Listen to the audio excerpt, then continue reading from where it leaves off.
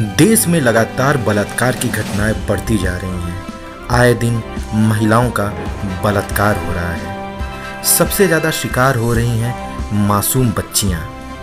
मासूम बच्चियों पे हैवानियत दिखाई जा रही है और बलात्कार के बाद उनकी हत्या कर दी जा रही है। ऐसी घटनाओं पर देश शांत है। सोशल मीडिया पर चर्चाएं होती हैं, लेकिन कोई समाज रक्षक आंदोलन नहीं करता। इसी बीच में आई एक फिल्म आर्टिकल 15। धर्म, नस्ल, जाति, लिंग, जन्मस्थान या इनमें से किसी भी आधार पर राज्य अपने किसी भी नागरिक से कोई भेदभाव नहीं करेगा।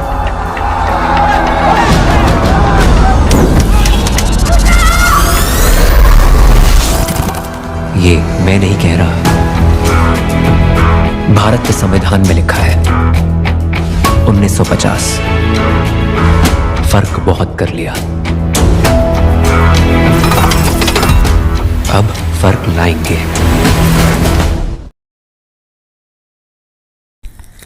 आर्टिकल 15 फिल्म का संबंध भारतीय संविधान के आर्टिकल 15 से है, जिसमें कहा गया है कि इस देश में रहने वाले प्रत्येक नागरिक एक समान है, जिसमें ऊंच नीच का भेदभाव नहीं किया जा सकता। इस फिल्म के ट्रेलर को देखकर ऐसा लगता है कि इस फिल्म की कहानी उत्तर प्रदेश के बदायूं में हुए गैंग रेप के इर्द गिर्द घूमती है। इस फिल्म में बलात्कार और जातिवादी सोच जैसी घटना का जिक्र है।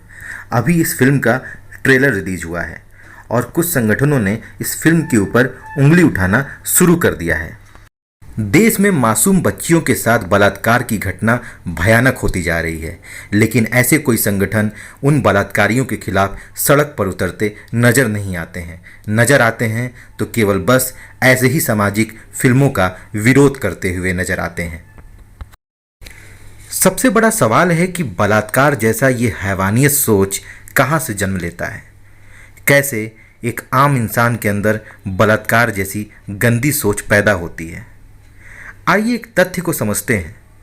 गारंटी तो नहीं है, लेकिन अंदाजा लगा सकते हैं कि बलात्कार जैसी सोच कहां से पैदा होती है।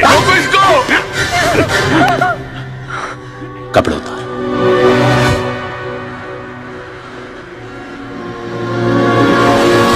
कपड़े उतार।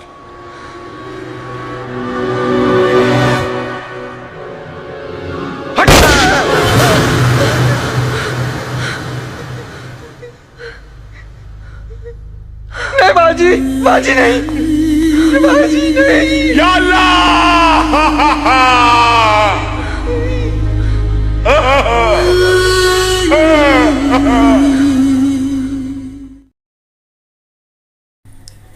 साल 1990 की बात होगी। उत्तर भारत के किसी कस्बाई सिनेमा घर में कोई फिल्म दिखाई जा रही थी।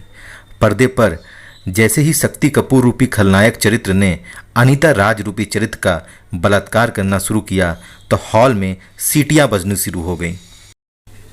तभी अचानक बिजली चली गई। अब जब तक जनरेटर चलाया जाता और पर्दे पर फिर से रोशनी आती, तब तक दर्शकों ने हंगामा मचाना शुरू कर दिया और जब बिजली आई तो कहा गया कि उस सीन को दोबारा चलाया जाए।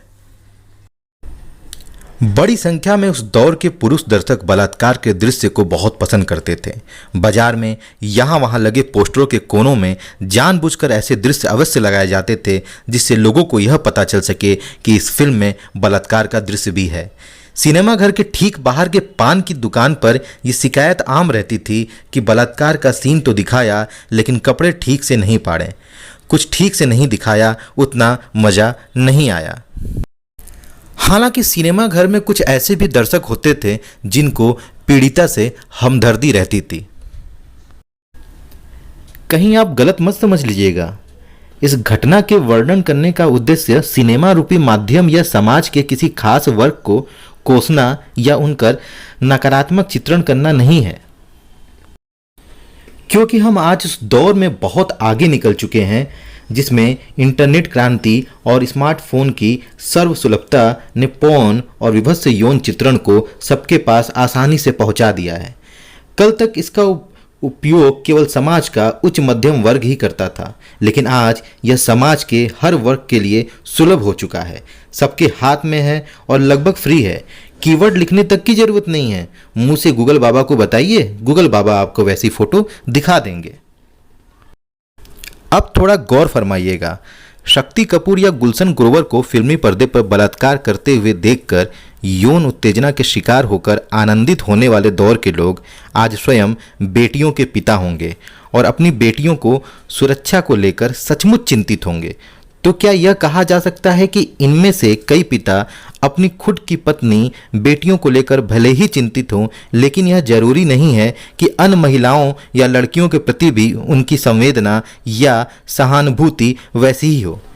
यानी हम में से बड़ी संख्या में ऐसे पुरुष हो सकते हैं जिन्होंने अपने लड़कपन के दौर में आगे बढ़ते हुए महिलाओं या मनुष्य मात्र के प्रति सच्ची संवेदना रखी हो, विकसित कर ली हो।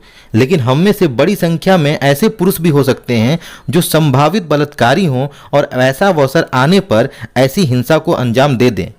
यही महत्वपूर्ण बात है जो हमें समझनी है। दुनिया में कोई भी सरकार पॉर्न साहित्य और सिनेमा को बैन करने में ना तो पूरी तरह सफल हो सकती है और ना ही बैन या सेंसरशिप इसका वास्तविक समाधान है। यह एक सभ्यतामूलक चुनौती है। यह पीढ़ी दर पीढ़ी जीवन में मानवीय मूल्यों के समावेश का उपक्रम है।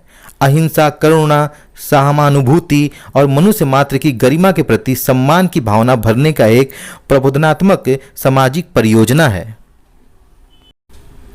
बलात्कार जैसी हिंसा यदि ज़्यादातर हमारी यौनिकता से प्रेरित है तो इसे बिल्कुल जीव वैज्ञानिक और मनोवैज्ञानिक स्तर पर समझने और समझाने की जरूरत होगी।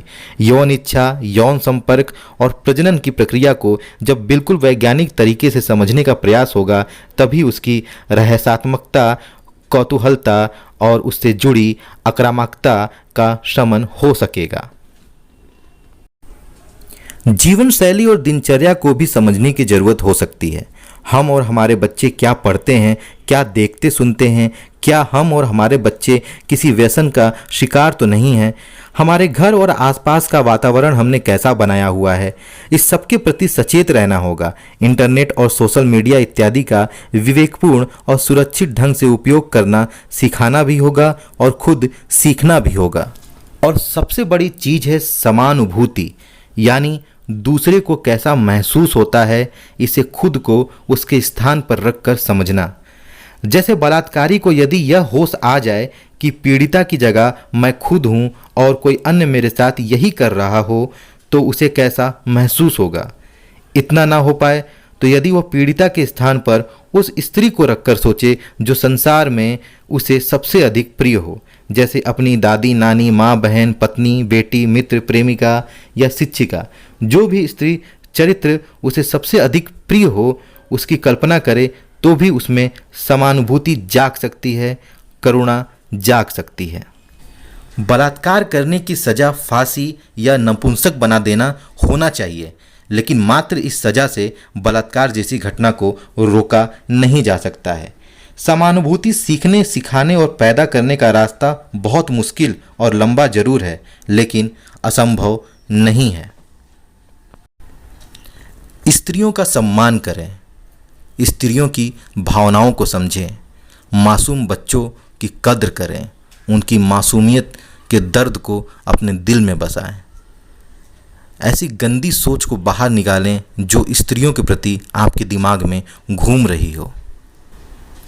यह वीडियो आपको कैसा लगा कमेंट बॉक्स में ज़रूर बताएं। इस वीडियो को लाइक करें और ज़्यादा से ज़्यादा शेयर करें। समाज को सच्चाई दिखाना हमारा कर्तव्य है। आप भी समाज के प्रति अपना कर्तव्य निभा सकते हैं। ऐसे ही वीडियोस और सच्ची खबरें देखने के लिए हमें सहयोग कर सकते हैं। आप किसी भी पेमेंट वेबसाइट या ऐप से UPI विकल्प के द्वारा अपनी इच्छा अनुसार कोई भी राशि चुनें और हमें सहयोग करें।